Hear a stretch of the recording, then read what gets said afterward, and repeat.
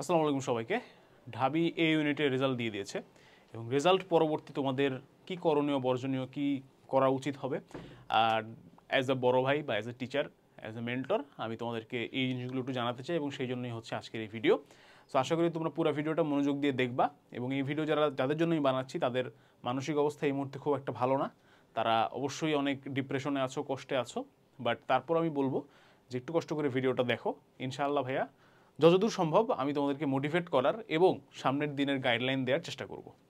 তো আসো, আমি আর আমার নাম পরিচয় তোমরা হয়তো জানা যদি না, আমি আকিব আহমেদ প্রত্যয়, পড়াশোনা করছি ঢাকা বিশ্ববিদ্যালয়ের ট্রিপলি ডিপার্টমেন্টে। আর আজকে আমরা জানবো কিভাবে আমরা এই বর্তমান পরিস্থিতি থেকে সামনের দিনগুলোতে ভালো কিছু করতে পারি। সো প্রথম কথা যে ভাইয়া এখন ঈদ চলে আসছে, ঠিক আছে, রেজাল্টটা খুবই বাজে একটা সময় দিছে ঢাকা বিশ্ববিদ্যালয় কর্তৃপক্ষ, এরকম একটা সময় দিছে যেখানে রেজাল্টটা দিছে দেন সবাই ঈদের ছুটিতে চলে গেছে আর কি। সো আনফর্চুনেটলি এটা হয়ে গেছে, এখন কিছু করার নাই, দেয়ার ইজ নো স্কোপ। আর ঈদটা অনেকেরই হয়তো মাটি হয়ে গেছে, ওদের পেছনের দিকে পজিশন সিরিয়াল আসছে কিংবা হচ্ছে চান্স হয় নাই। সো তোমাদের জন্য আমি বলবো যে ভাইয়া এই ঈদটা মাটি হয়েছে, ঠিক আছে, ইনশাল্লাহ সামনের ঈদটা যেন তুমি অ্যাটলিস্ট একটা কমফোর্ট জোনে বসে কাটাতে পারো, সেই প্রত্যাশা সেই দোয়া আমি করতে পারি। এমন না যে ভার্সিটি লাইফে ঢুকলে জীবন খুব সুন্দর হয়ে যাবে। তুমি যেখানেই পড়ো, তুমি বুয়েটে পড়ো, ঢাবিতে পড়ো, মেডিকেলে পড়ো, তোমার হয়তো সামনের ঈদগুলো আসলে এমনিও ভালো হবে না, ঠিক আছে, কারণ প্রচুর পড়ালেখা চাপ থাকবে। যেমন আমার কথা আমি বলি, আমি আগে মনে করতাম যে এই অ্যাডমিশন টাইমের ঈদটাই খালি কঠিন হবে, তারপরের থেকে তো চিল আর চিল। বাট এখন আমার ঈদের আগে একটা সেমিস্টার ফাইনাল শুরু হয়েছে, ঈদের আগে থেকে শুরু হয়েছে, ঈদের পরও সেমিস্টার ফাইনাল কন্টিনিউ হচ্ছে। সো একটা পরীক্ষা আগে হয়েছে, বাকি 4টা পরীক্ষা আমার পরে। সো আমার পুরো ঈদ জুড়ে আমার পড়ালেখা করতে হচ্ছে, প্লাস তোমাদের জন্য ভিডিও বানাতে হচ্ছে। সো আহামরি শান্তিতে থাকতে তা না, বাট আফটার অল হ্যাঁ, নেক্সট ঈদে যেন তোমার এই এখন কি তোমরা একটা ভলাটাইল অবস্থায় আসো, তোমরা বুঝতেছো না যে তোমরা আসলে কোথায়, তোমার কোনো নাম পরিচয় নাই, তাই না? যেমন আমি এখন বলতে পারি যে আমি ঢাকা বিশ্ববিদ্যালয়ের স্টুডেন্ট, তুমি এখনও তোমার নাম পরিচয়টা বলতে পারতেছো না, এইটা একটা সমস্যা। হয়তো নেক্সট ঈদ ইনশাল্লাহ একটা কমফোর্ট জোনে থেকে হয়তো কাটাতে পারবা। সো সেটার জন্য তোমাকে কী করতে হবে, একটু পরিশ্রম করতে হবে। তাই বলে কি আমরা ঈদ ঠিক মাটি করে দিয়ে হ্যাঁ পড়াশোনা করে ফাটায় ফেলবো, কোপ দিয়ে দিব, একদম এমনভাবে পড়বো হ্যাঁ কোথা থেকে প্রশ্ন দিবে আমি দেখে নিব, এই ধরনের চিন্তাভাবনা যদি করে থাকো ভাইয়া লাভ নাই। কারণ তুমি যতটা জোশ নিয়ে পড়াশোনা শুরু করবে ততটাই জোশ নিয়ে তোমার পড়াশোনা গায়েব হয়ে যাবে, দেখবা যে আর পড়তেছই না, ঠিক আছে। তোমাদের যেটা হয়, প্রত্যেকটা রেজাল্টের পরে আমি কথা বলি, প্রত্যেকটা রেজাল্ট যখন দেয়, রেজাল্ট যেদিন দেয় তারপরের দিন তোমাদের মধ্যে জোশের লেভেল থাকে 100%, ঠিক আছে। এরকম যদি আমরা ওয়াই আর এক্স অ্যাক্সিস এঁকে যদি গ্রাফ আঁকতাম, এইখানে তোমাদের একদম চরম উত্তেজনায় থাকো তোমরা, ঠিক আছে। তারপরের দিন জোশ এসে পড়ে এখানে, তারপরের দিন এখানে, তারপরের দিন এখানে, এরকমভাবে কমে যায় ঠাস করে, তারপরে নাই হয়ে যায়, কয়দিন পরে নাই, 7 দিন পরে তুমি একদম আগের যা করতেছিলে, রেজাল্টের আগে যা করতেছিলে এখন তাই করবা। এই 7 দিন তোমাদের কান্নাকাটি, ফেসবুক ডিলিট করে দিব, ডিঅ্যাক্টিভেট করে দিব, মেসেঞ্জার ডিঅ্যাক্টিভেট করে দিব, সব সোশ্যাল মিডিয়া বাদ, ফোন বাদ, আমি এখন এমনভাবে পড়বো যে আমাকে কেউ আটকাইতে পারবে না, এই জোশ চলে আসে, অতিরিক্ত জোশ আসে, আবার অতিরিক্ত জোশ হুট করে চলে যায়। তো এটা করবো না আমরা, ঠিক আছে। আমরা এখন অন্যভাবে খেলবো। কীভাবে খেলবো? তো ঈদের যে একটা ছুটি, এটা একদম একটা বেসিক নিড, ঠিক আছে। ঈদের একটা ছুটি বেসিক নিড। যতই তুমি পড়ালেখায় সিরিয়াস হও না, যতই নার্ডি হও না কেন, তোমার ঈদের অ্যাটলিস্ট তোমার 3 থেকে 4 দিন একটা ছুটি ঈদের প্রয়োজন হয়। এটা বাংলাদেশের মুসলিম হিসেবে তোমার একটা বেসিক নিড, এবং এই নিড তুমি ফুলফিল করবা, তুমি নিজেকে ছুটি দিবা। তা আমি কি বলতেছি যে হ্যাঁ ভাই তোমার রেজাল্ট খারাপ হয়েছে তার মানে তুমি এখন এই পড়ার টেবিলে বসে যাও না, তুমি নিজেকে একটু ছুটি দাও, ঠিক আছে। টেক আ ব্রেক, ঈদের ভ্যাকেশনটা তুমি একটু ঠিকমতো কাটাও, চেষ্টা করো। খুব বেশি ঠিকমতো হবে না, সব জায়গা থেকে প্রেশার আসবে, ফ্যামিলি কথা শোনাবে, বন্ধুবান্ধব কথা শোনাবে। বন্ধুবান্ধব হয়তো যারা চান্স পেয়ে গেছে তারা হয়তো মিট অ্যান্ড গ্রিট করবে ঈদের দিন, তোমার হয়তো লজ্জা লাগবে, বাট আফটার অল এইটা তোমার জন্য একটা মেন্টাল রেস্ট হতে যাচ্ছে। কারণ কি, তুমি আজ থেকে প্রায় 4-5 মাস আগে হচ্ছে অ্যাডমিশন প্রস্তুতি নেওয়া শুরু করছো, এবং অ্যাডমিশন প্রস্তুতি নিতে নিতে নিতে নিতে তোমার কিন্তু একটা মেন্টাল এক্সস্টন চলে আসছে, তাই না? একটার পর একটা পরীক্ষা দিছো, কেউ তো আর একটা দুটো পরীক্ষা দেয় না, সবাই মিনিমাম 3-4টা পরীক্ষা দেয়। একটা পর একটা কন্টিনিউসলি পরীক্ষা দিছো, প্রিপারেশন নিছো, ফেল করছো, হয় নাই, দুঃখ পাইছো, কষ্ট পাইছো, মানসিক যে একটা প্রেশার, এই প্রেশার থেকে কয়েকটা দিনের জন্য তুমি একটু নিজেকে রেস্ট দাও। একটা কামব্যাকের আগে সবসময় একটু পিছনে দাঁড়াইতে হয়, ঠিক আছে। যেমন হচ্ছে এই একটা ডায়ালগ আছে যে সিংহ তো ঝাঁপ দেওয়ার আগে সিংহ তো একটু পেছাবেই। তো এখন পেছাতে পেছাতে আবার পাহাড়ের পেছন দিয়ে পড়ে গেলে সমস্যা, এটা আবার করা যাবে না। তো সিংহ কী করবে, একটু পেছাবে, পেছিয়ে তারপরে সামনে জাম দিবে। তো ওই পেছনের হালকা যে রিল্যাক্সটা, হালকা যে রেস্টটা, সেই মেন্টাল রেস্টটা মানসিকভাবে তোমাকে প্রস্তুত করার জন্য আমি বলবো যে 3-4 দিন বা ঈদের সময়টা তুমি একটু ব্রেক নাও। কারণ সামনে খুব বেশি সময় নাই, বাট স্টিল আমরা একটুখানি ব্রেক নিলেও নিতে পারি। সামনে পরীক্ষা তো একদমই কাছে, এগ্রি পরীক্ষা একদমই কাছে, জিএসটি একটু হয়তো সময় আছে।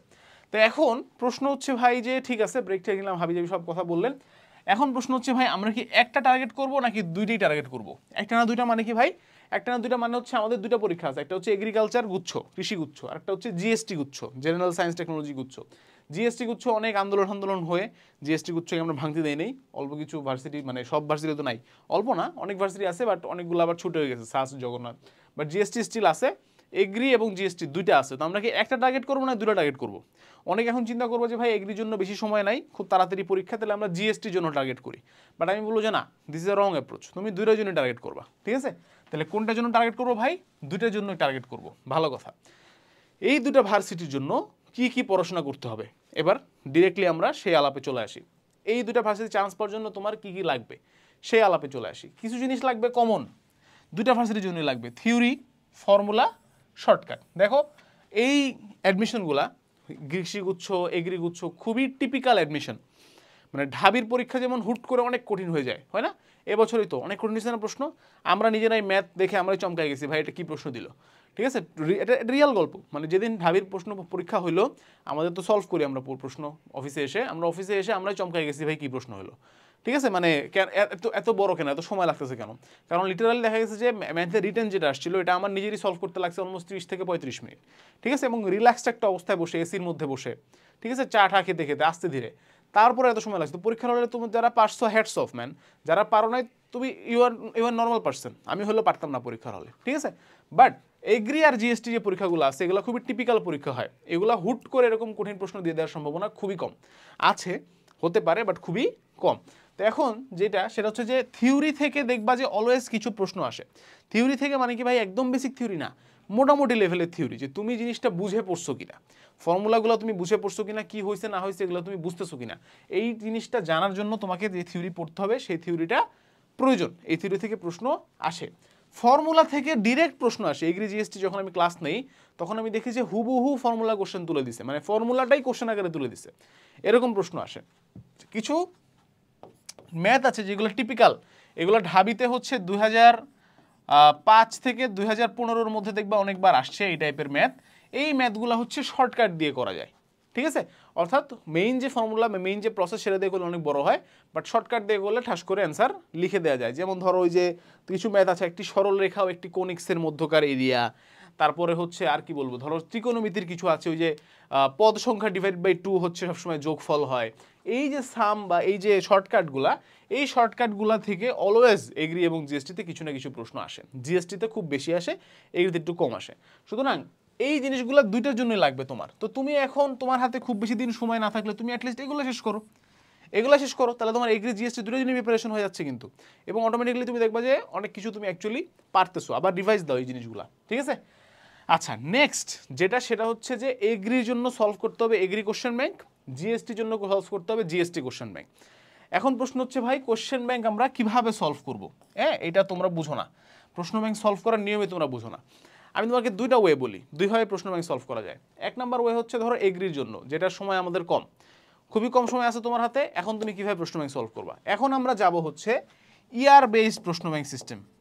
ইয়ার বেসড প্রশ্ন ব্যাংক সিস্টেম মানে কি ভাই? তোমার তো মোটামুটি সব কিছু হালকা পড়া আছে, তাই না? ঢাবির জন্য তো পড়ছিলা, চান্স পাওয়া তো ঠিক আছে, পড়ছো তো।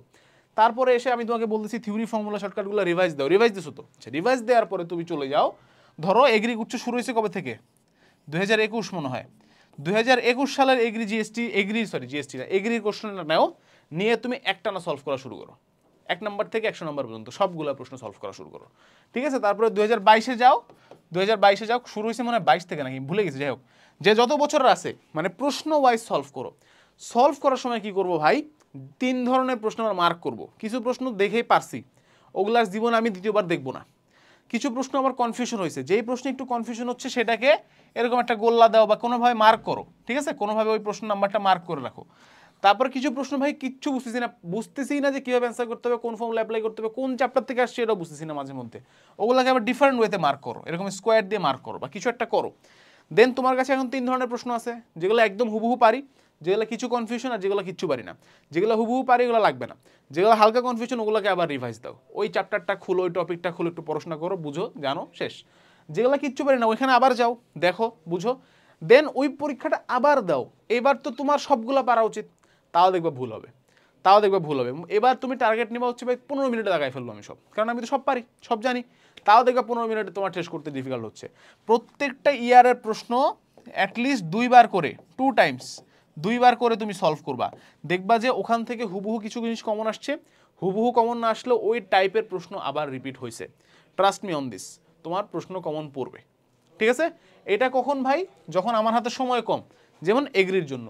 যদি আমার হাতে সময় বেশি থাকে ভাই, তখন কি করব? আমরা topic wise question bank solve করব। Topic wise question bank solve মানে কি ভাই? আমরা একটা পার্টিকুলার টপিক দেখব, ওই টপিকে কী কী প্রশ্ন আসে সেগুলো দেখব। আবার একটা টপিক দেখব, ওই টপিকে কী কী প্রশ্ন আসে সেগুলো দেখব। এবং চ্যাপ্টার শেষ করার পর, ভালো করে শুনো, চ্যাপ্টার শেষ করার পরে না দেখে ওগুলো দাগাবো। চ্যাপ্টার শেষ করার পরে না দেখে ওগুলো দাগাবো। প্রত্যেকটা 5টা টপিক আছে মোবাইলের চ্যাপ্টারে। একটা চ্যাপ্টারে 5টা টপিক থাকলে 5টা টপিক থেকে আমি প্রশ্ন দেখে গেছি, দেখা শেষ। এবার পুরো চ্যাপ্টারের সমস্ত কোশ্চেন ব্যাংকগুলো আমি সলভ করবো, কোশ্চেনগুলো। ঠিক আছে? এই ওয়েতে করবো আমরা। This is another way of question bank solving. আমাদের এগ্রি প্লাস জিএসটি এই ক্র্যাশ কোর্সে আমরা 32+ রেকর্ডের ক্লাস নিছি। এইখানে আমরা হচ্ছে এই টপিক বেসড কোশ্চেন ব্যাংক সিস্টেমটা ফলো করছি। প্রত্যেকটা টপিকের ধরে ধরে আমরা বলছি যে এখান থেকে এই প্রশ্ন আসছে, এখান থেকে এই প্রশ্ন আসছে। ক্লাসগুলো দেখো, সলভ কীভাবে হবে, কীভাবে শর্টকাটে করা যাবে, এগুলোর উপর ফোকাস দিছি আমরা। এখানে আমি ট্রাস্ট মি অন দিস, আমি ক্লাস দিছি, আমি একটা ম্যাথেরও থিওরি পড়াই নাই, একটা মেথড আমি তোমাকে বেসিক পড়াই নাই। কোনিক্স কীভাবে আসো সলিড অ্যাঙ্গেল কেটে দেখাই, গ্রাফিক্স দিয়ে দেখাই না, এগুলো তোমার দরকার নাই। এখন তোমার এখন দরকার যে একটা প্রশ্ন দেখে জাজ করতে পারতে হবে 1 মিনিটের মধ্যে, 30 সেকেন্ডের মধ্যে, যেটা কোন ধরনের কোনিক, পরাবৃত্ত নাকি অধিবৃত্ত নাকি। ওই প্রশ্ন আমি তোমাকে সলভ করাইছি কীভাবে শর্টকাটে সলভ করা যায়। ঠিক আছে? এবং তার সাথে সাথে এখানে 100+ agri plus GST standard exam আছে। এই এক্সামগুলোও কিন্তু তোমার এই কোশ্চেন ব্যাংক থেকেই বানানো হয়েছে। এই কোশ্চেন ব্যাংক থেকেই বানানো হয়েছে। যে এই যে বললাম যে কোশ্চেন ব্যাংক প্র্যাকটিস করতে হবে, টপিক ওয়াইজ কোশ্চেন ব্যাংক শেষ করে তারপরে কি আবার চ্যাপ্টার ওয়াইজ দেখবা, এই জিনিসটা তুমি সিম্পলি এই পরীক্ষাগুলো দিলেই কোশ্চেন ব্যাংকটা প্র্যাকটিস হয়ে যাবে। ওকে, আচ্ছা, এবার তাহলে এটা গেল কোশ্চেন ব্যাংক সলভিং। তাহলে মূলত আমরা কি কি করতেছি ভাই? মূলত আমরা প্রশ্ন ব্যাংকটা সলভ করব যেভাবে পারি, সময় কম থাকলে ইয়ার ওয়াইজ, সময় বেশি থাকলে টপিক ওয়াইজ, এবং থিওরি ফর্মুলা শর্টকাট খুব ভালো করে পড়ে রাখবো। ঠিক আছে? তাহলে এই গেল তোমার প্রিপারেশনের কথা। ট্রাস্ট মি অন দিস, তুমি যদি এই প্রিপারেশন নাও, ক্লাস করো বা না করো, পরীক্ষা দাও, ক্লাস করো, প্রিপারেশন নাও, মোট কথা ফুল রিভিশনটা শেষ করো, তাহলে তোমার চান্স হয়ে যাবে ইনশাল্লাহ। কেউ তোমাকে আটকে রাখতে পারবে না, ট্রাস্ট মি। এখন কথা হচ্ছে যে ভাই তারপরও তোমার চান্স হবে না কেন? কারণ কিছু তোমাকে সত্য কথা বলি এবং কিছু মোটিভেশন দিয়ে আসো। প্রথম কথা হচ্ছে যে কারণে এক জায়গায় চান্স পাইলে মানুষের অন্য অন্য জায়গাগুলোতে চান্স হয় না, সেটা হচ্ছে ফ্যামিলি প্রেশার এবং পিয়ার প্রেশার। কারণ আমাদের পরিবার আমাদের সবচেয়ে বড় শক্তির জায়গা, তাই না? একই সাথে আমাদের পরিবার আমাদের সবচেয়ে বড় দুর্বলতারও জায়গা। আমরা যখন ভালো কিছু করি আমাদের পরিবার আমাদেরকে ইন্সপিরেশন দেয়, আমরা অনেক বেশি ইন্সপায়ার্ড হই। ইন দ্য সেম ওয়ে আমরা যখন খারাপ কিছু করি আমাদের পরিবার আমাদেরকে অনেক বেশি ডিমোটিভেটেড করে দেয়। এটা সত্য, এটা বাস্তব। আমার বাবা মাও করতো, তোমার বাবা মাও করতেছে, প্রত্যেকে করতেছে। তোমার পরীক্ষা খারাপ হয়েছে, তোমার রেজাল্ট হয় নাই, চান্স পাওয়া নাই, পাশের ভাষার ছেলে চান্স পাইছে, তোমার মা বাবা তোমাকে কথা শোনাবেই, এটা বাস্তব। ওনারা কথা শোনা দেখেই আমরা ভালো কিছু করার জন্য আবার নতুন করে অনুপ্রেরণা পাই। বাট অ্যাট দিস মোমেন্ট তোমার মনে হতে পারে যে তোমার জীবন শেষ, তুমি কিচ্ছু পাইলা না, চান্স পাইলাম না, কিছু হলো না, বাবা মা সাপোর্ট দিচ্ছে না, বন্ধু বান্ধব যারা চান্স হয়ে গেছে তারা তো ঈদে ঘুরতে যাচ্ছে, চিল করছে, আমার কি হলো, আমার দ্বারা তো কিছু হবে না। এই যে মানে ডিমোটিভেশনটা, এটা আসে হচ্ছে শয়তানের পক্ষ থেকে। সবসময় মনে রাখবা যে আল্লাহস plan is the best plan. তুমি কি এটা স্বীকার করো না? এই করো না বলো। তুমি যদি স্বীকার না করো যে আল্লাহস plan is the best plan, তাহলে তোমার ইমানই নাই। হ্যাঁ, তুমি কাফের হয়ে গেছো, কুফরি করতেছো তুমি। তোমাকে বিশ্বাস করতে হবে মনে প্রাণে আল্লাহস plan is the best plan. হ্যাঁ, তোমার এই মুহূর্তে কষ্ট হচ্ছে, হ্যাঁ তোমাকে কথা শোনাচ্ছে মানুষ, but আল্লাহস plan is the best plan. হ্যাঁ, তোমার এই কোথাও চান্স হচ্ছে না দেখে তোমার ভবিষ্যৎ কী হবে তুমি জানো না, বাট তুমি তো তোমার ভবিষ্যৎ এমনিও জানো না, আল্লাহ শুধুমাত্র ভবিষ্যৎ জানে। So আল্লাহস plan is the best plan. এই কথাটা যখন তোমার মাথার মধ্যে ঢুকে যাবে, তখন তুমি দেখবে যে তোমার উপর থেকে প্রেশার হালকা হয়ে গেছে। তোমার উপর যে চাপটা, এটা কেন বলো তো? তোমাকে ফিউচার নিয়ে দুশ্চিন্তা করাচ্ছে শয়তান, যে হ্যাঁ তোর তো চান্স হলো না, তোর জীবনে তোর তো চাকরি হবে না, পড়ালেখা হবে না, বিয়ে শাদী হবে না, কিচ্ছু হবে না, তোর কি হবে? তোর কি হবে না না হবে এটা তো শয়তান ডিসাইড করবে না, এটা আমি ডিসাইড করবো না, তুমি ডিসাইড করবে না, ডিসাইড করবে কে? আল্লাহ। সো আফটার অল যদি সব কিছু তুমি একটা আটমোস্ট কি বলা যায়, একটা স্পিরিটের কাছে বা গডের কাছে, মানে আল্লাহর কাছে তুমি যদি সোপর্দ করে দাও, তাহলে তো তোমার আর প্রেশার থাকতেছে না। এবার তোমার কাজ হচ্ছে জাস্ট পড়া, পরীক্ষা দেয়া, দোয়া করা, দ্যাটস ইট। কারণ তুমি তো সারেন্ডার করে ফেলছো। কারণ এই জীবন এবং হায়াত এবং মওতের মালিককে আল্লাহ, তো তুমি সারেন্ডার করে ফেলছো ভাই। তুমি সব কিছু দিয়ে দিছো যে it's everything up to you, Allah তুমি দেখো, তুমি যা ভালো মনে করো। তুমি যা ভালো মনে করো আমাকে এমন জায়গায় পৌঁছে দাও যেখানে আমার জন্য বরকত আছে, ডান। কৃষিতে পড়ে দেখবা কোটি টাকা কামাচ্ছে মানুষ, নর্মাল একটা জিএসটি পাবলিক বিশ্ববিদ্যালয়ে পড়ে কোটি টাকা কামাচ্ছে, ঢাবিতে পড়ে হচ্ছে গাঁজা খেয়ে পড়ে আছে রাস্তার পাশে, আছে নাকি না এক্সাম্পল বলো। এগুলা কে ডিসাইড করছে? আল্লাহ ডিসাইড করছে। তো আলটিমেটলি তুমি যদি নিজেকে সারেন্ডার করে দাও তোমার জন্য জিনিসটা অনেক বেশি সহজ হয়ে যাবে। So আল্লাহস plan is the best plan, এই জিনিসটা মাথায় রাখবা।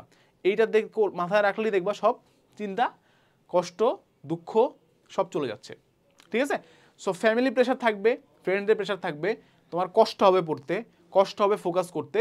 প্রথম দিকে যেই জোশ নিয়ে পড়াশোনা শুরু করছিলে সেই জোশ এখন আর থাকবে না, বাট আল্লাহর উপর ভরসা করে করে করে করে পড়তে থাকো।